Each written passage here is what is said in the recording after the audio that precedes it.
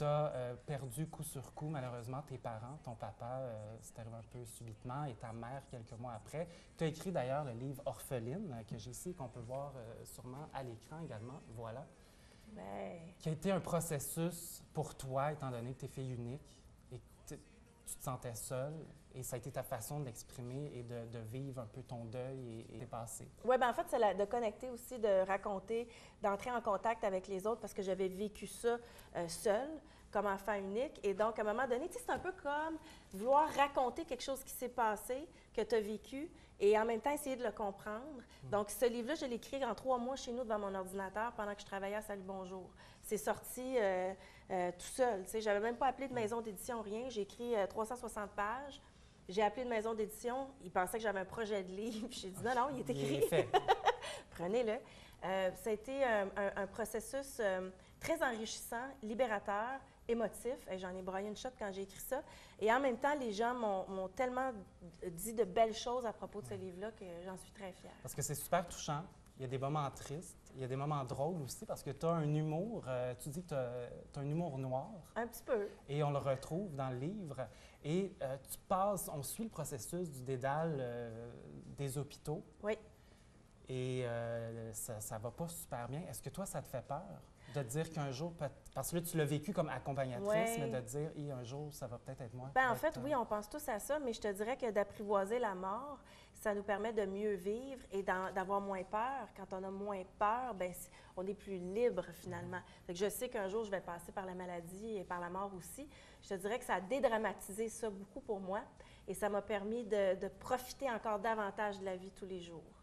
Et il y a de l'humour là-dedans. Et d'ailleurs, oui. Je voulais citer, à un moment donné, tu te chicanes avec ton chum. Oui. Et tu lances, c'est ça, tu te chicanes et tu dis, si je pouvais lui balancer la lampe en forme de panache de chevreuil par la tête, je le ferais, mais elle est trop lourde. J'ai-tu écrit ça? Oui, c'est mot pour mot, oui. Je l'ai. T'es sûr? Oui, oui, oui. Ah, oui? Oui, c'est vrai, c'était à Lake Placide. Oh là, oui, en vacances. Oui, c'est ça. OK, mais je me demandais comment ça que j'avais une lampe de chevreuil chez nous. Oui, non. Oui, non, c'était à Lake Placide, c'est vrai. Puis on était partis en vacances, lui, moi et ma mère. Puis c'était très tendu à l'époque. Puis c'est vrai que j'ai une couple de fois eu envie d'y envoyer l'abat-jour en pleine face. Ah, oui.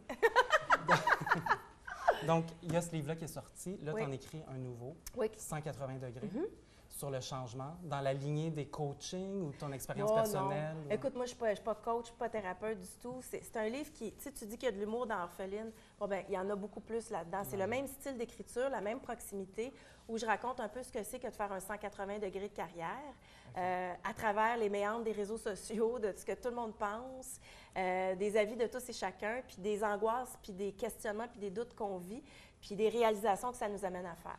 D'accord. C'est un beau processus. Et là, toi, tu n'arrêtes pas. Non. Tu es maintenant actionnaire d'un restaurant, Grenouille. Pourquoi? Est-ce que vous n'avez pas pensé dans le budget pour la Grenouille, pour le nom du magasin ou pour le nom du restaurant? Ou c'était pas assez grand, la façade, pour écrire la Grenouille? Non, en fait, c'est même pas écrit Grenouille, il n'y a rien. C'est même pas la Grenouille, c'est comme chez Grenouille. C'est chez Grenouille. Parce que c'est comme une grenouille ancienne. Mais en fait, c'était le nom de code de mes partenaires qui travaillaient au Holder, le restaurant Holder dans le Vieux-Montréal. Ils appelaient ça Grenouille, leur nom de code. Moi aussi, je me suis posé des questions parce qu'on ne sert pas de cuisse de grenouille. Bien, c'est ça, je regardais le menu. Il y a la lasagne à fardoche, entre autres. Oui, c'est une lasagne aux légumes. Cassoulet au confit de canard, mais il n'y a pas de grenouille. Cassoulet, on a toutes sortes de mets réconfortants, mais non, en effet, on n'a pas de cuisse de grenouille. Mais c'est chez Grenouille, puis c'est tout. Comme ça. Bon. Marie-Claude, en terminant, le plus grand mystère de la vie, selon toi? Est-ce qu'il y a de la vie après la mort? Que recherches-tu le plus souvent dans la maison? La mayonnaise. La couleur qu'on retrouve le plus souvent dans ta garde-robe?